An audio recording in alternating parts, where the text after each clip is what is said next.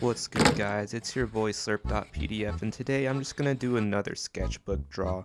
I'm gonna use a little bit thinner micron pen this time, and I'm gonna just use this to kind of sketch out the rough ideas of my shape, and I'm gonna focus on making my drawings look 3D without using too much shading, and I'm gonna achieve this by working with my line weights and then also working with my cross contour details, and then those two should help me be able to convey a sense of 3Dness without actually getting too nitty gritty with the shadings. And I'll also be like blacking out some shapes, and that's just going to help with the form. So right now I'm just sketching out just the bare basic of the skeleton. It's kind of like a Dark Soul guy. He's just like looking at his hand while he just looks into the distance, and I almost had like this like ancient warrior type. So his head, I started out drawing like a cactus, and then I kind of gave him a little helmet. So this is kind of what it is. I'm just like sketching out his scarf. And then if you look at the skeleton of this drawing, you're gonna notice that I kept it very simple. Like his head is just a cylinder. His body is almost like a cube with a cylinder waist.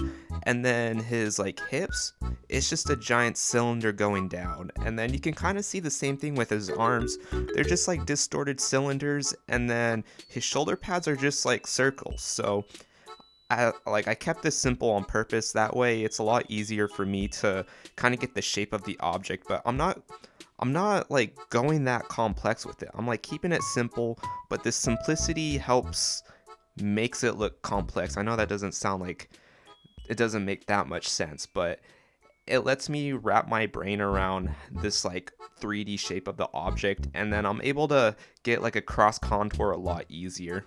So now that I got the skeleton with the outlines, I'm going to work on thickening up some lines, and this is where I'm going to add my line weight. And then if you notice, so the very outside lines, I'm going to make those super thick.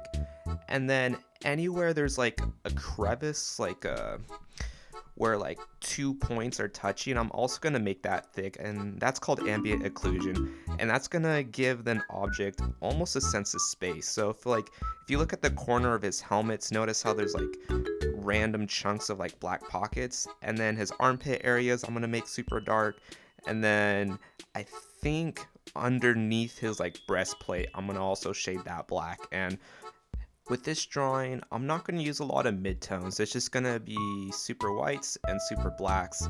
And you're going to see that part of this dude, I'm just going full in cross-hatching, like his belt straps, his scarf, and then even some of like the spikes. I'm just going to shade up black. And what that does is it provides a little bit of contrast for your eyes. One of the tips that helped me out a lot is, so you got two groups. You got your light groups and your shadow groups, and you want to only detail one of those. So for example, this is a very light group orientated drawing, so everything in the light I'm going to provide a lot of details, and then everything in shadow, it's just going to be in shadow. I don't have to really worry about rendering out that much. So if you just look at his scarf, it's just vertical lines. If you like look at his armpits, it's just going to be blacked out. And if you look at like pictures of like video game art or photography, and there's a super bright light source, you're gonna notice that it's just white. Like, let's say there's an anime of like a school classroom and they're looking out the window. Most of the time that window is white, because the way camera exposure works is that you're only gonna have a light range that it can pick up, and most of the time you're not going to get that full light range. So if you want something to look more cinematic, if you either just work with a darker light range or a lighter light range, you can kind of achieve that effect. And a lot of people fall in the trap of trying to do too much. They're trying to render out both the shadows and the lights. Not only is it more work, it's also kind of flattening out your whole image. So that helped me a lot. And it's funny because I feel like drawing is almost an illusion, because another thing that I also notice is when it comes to detailing, less is more.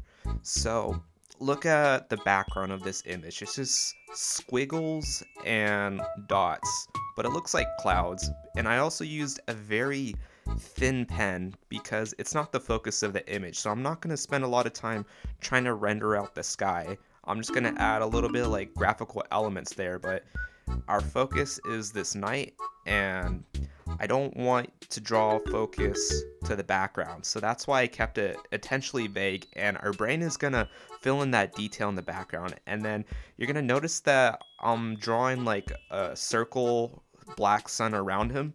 I'm doing this more for composition, and I'm gonna shade it black so that our eyes go towards his helmet. And I do this a lot. It just kind of helps. It helps compositionally wise. It's not the most realistic, and like if I was shading him, his helmet's going to be a lot more dark because of that bright rim light, but this is just more of a decoration. Anyways, thank you guys so much for watching. That's about it for this video. Thank you guys for bearing with me. I'm still trying to get better at explaining my process, and hopefully this helps you guys out.